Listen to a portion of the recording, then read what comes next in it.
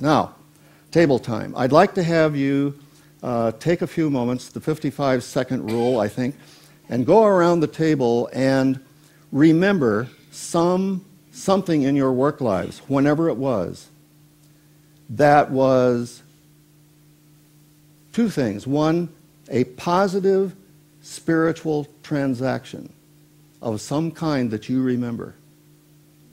And just articulate that to someone sitting beside you. Also remember one that was not. You know, the car you wish you hadn't bought, or whatever it was. And also bring that to mind. And just contrast those two. One that felt really good, was good for everybody concerned, and another one that was painful in some way. For you and perhaps others. So just take a few moments and share those things with each other, and then we'll come back and talk a bit about it.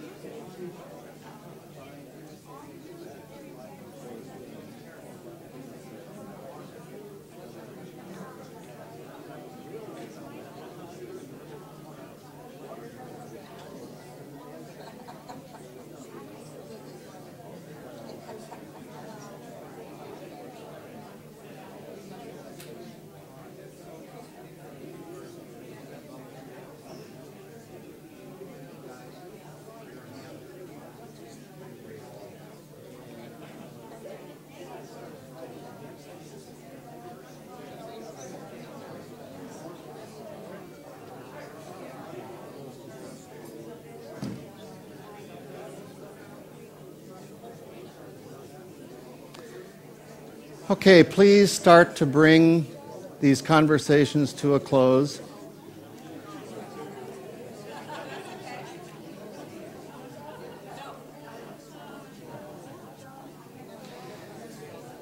And so at this point, would one of you share a transaction that didn't work, didn't feel good, you wish it hadn't happened, and you will never forget it? Gorby? Well, I wanted to share with you with one that worked. Fine.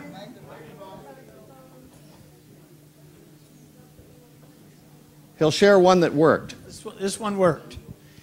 2 o'clock in the morning, I was going down Clark Street in Long Beach, and a plane was landing, and they had the running lights on the runway, and my vision was to put those lights on the floor of aircraft. And anyhow, that was my first invention, and they put them on every aircraft in the world. So that perhaps had a couple of components. One was the same lights are in theaters, right. ships, crosswalks, and so on and so forth. They're called the pulsating lights. So there was a yesness in it for you. Right. You didn't back away based on your own or anybody else's knownness. No, they said, we've never done this before. Right. And I said, well, get used to it. Right. And secondly, I detect a component that also said there was something of value beyond money in the sense of safety in the aircraft, safety in the dark theater.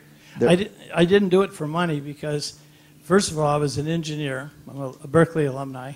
And when you are in the aircraft business, you sign over your patents. So any patent becomes a property of the company. Thank you.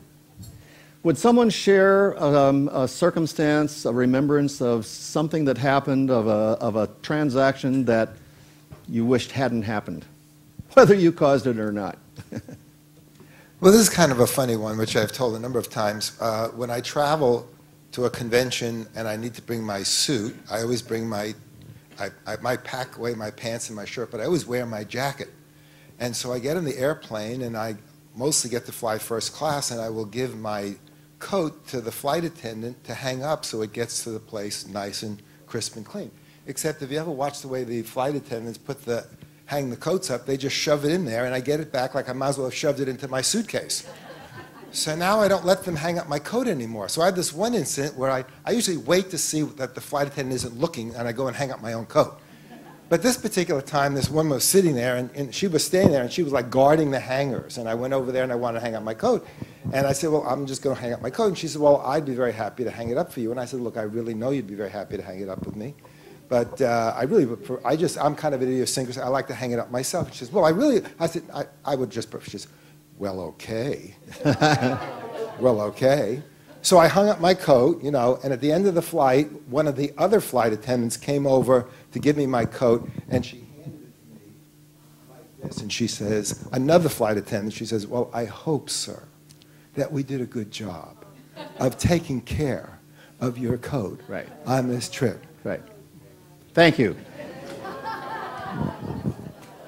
A couple more principles. All of this is well spelled out in the book. Another idea is that we do carry spiritual assets within us. We're born with them. They're a natural, native part of us. They are our inner selves.